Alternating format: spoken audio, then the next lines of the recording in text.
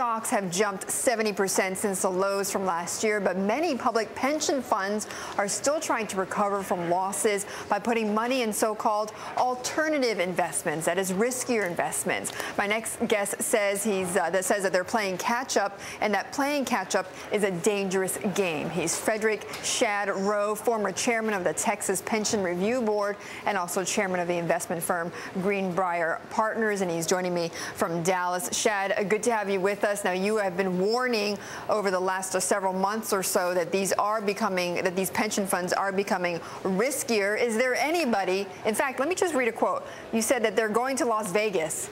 Is there anyone watching them? Well, nobody really. It's and the difference is what's happening in corporate America, where they're getting more conservative, pulling their horns in, and the public pensions are getting more aggressive. There's nobody watching, and it's digging a deeper hole. You know, the Warren Buffett line is, if you're in a hole, the first rule is stop digging, and they're just digging it deeper, I think. Well, somebody's got to be watching them. It must be the pensioners then, or the shareholders then, right? No. You have a pension committee, and you have politicians, and there's nobody else. There's an actuary, and if the actuary doesn't say what you want him to say, you get a new actuary. And there are no charters here at all for pension funds to bar them from taking risk. Should there be then?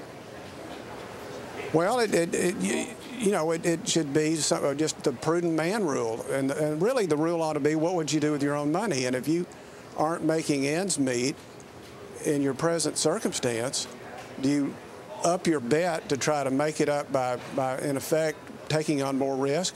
Or do you cut back your overhead? You know, in a pension plan, there are three moving parts. There are return and contributions and payout.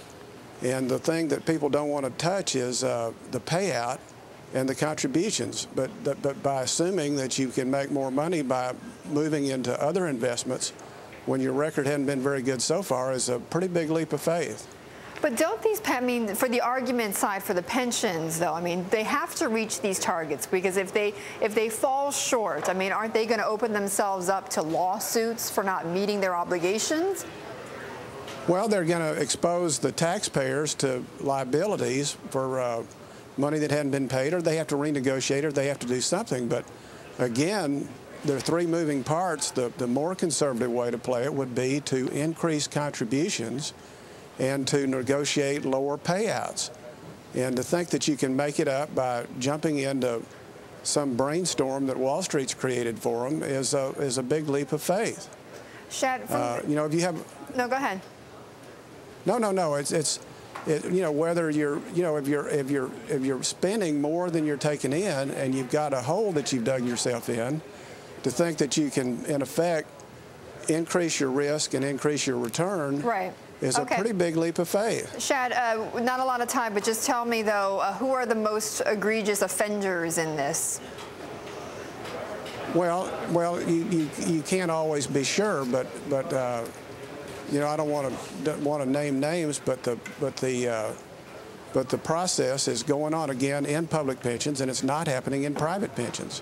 And the reason is there's more oversight in corporate America than there is in public pensions. So it's a political decision to take risk, to try to bet your way out of the hole, and it's a very big problem long term if it doesn't work. So, rather than, you got it? Okay. Shad, we'll have to leave it there, but thanks so much, Shad Rowe, the former chairman of the Texas Pension Review.